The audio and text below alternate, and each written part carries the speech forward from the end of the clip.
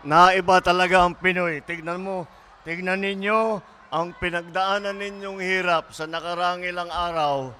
Nakangiti pa. Basta Pilipino, nakangiti pa rin. At masarap pa yung marinig yung inyong sigaw. Kaya talaga, hindi po tayo titigil at gagawin lahat para tulungan po kayong lahat.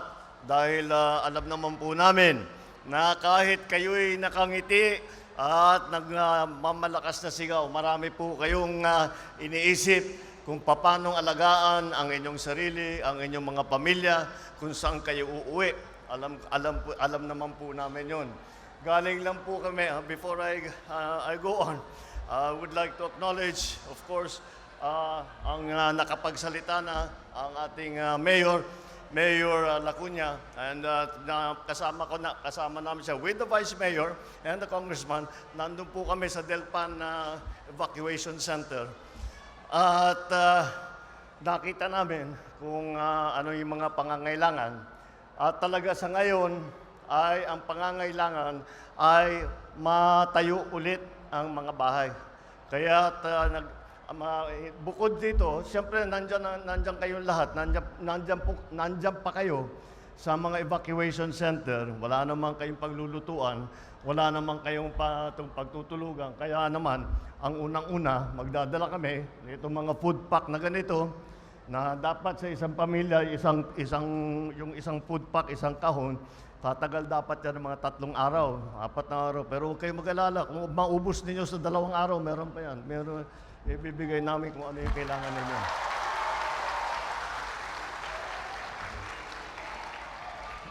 At ang kasunod niyan ay yung ating binibigay na tulong na cash na.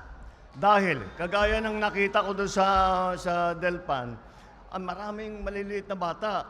At tinatanong ko, tapos may mga matatanda na may kailangan na gamot, na may kailangan na kung ano-ano. At naiba, bawat pamilya ang mga pangangailangan.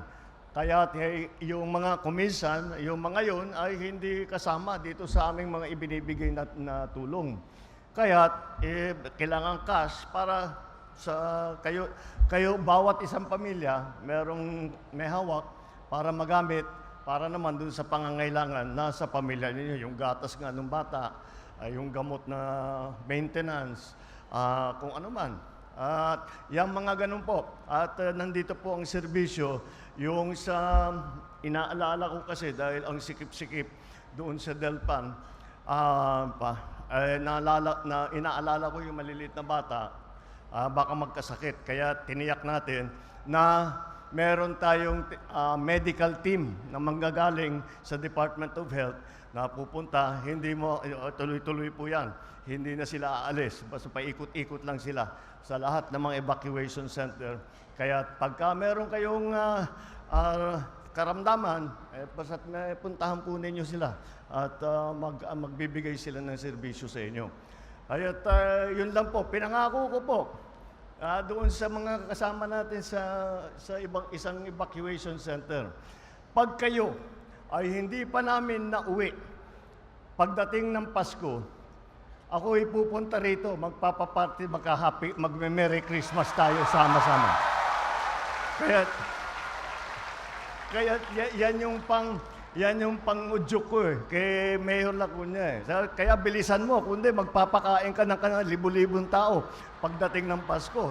Ikaw din. Kaya kailangan maayos natin kaagad yun. Kaya huwag niyo pong alalahanin, andito po ang city government, andito po ang national government, lahat po ng ahensya ng pamahalaang nasyonal at nag-uugnay naman kasama ang mga local government officials at ating tunay na first responder.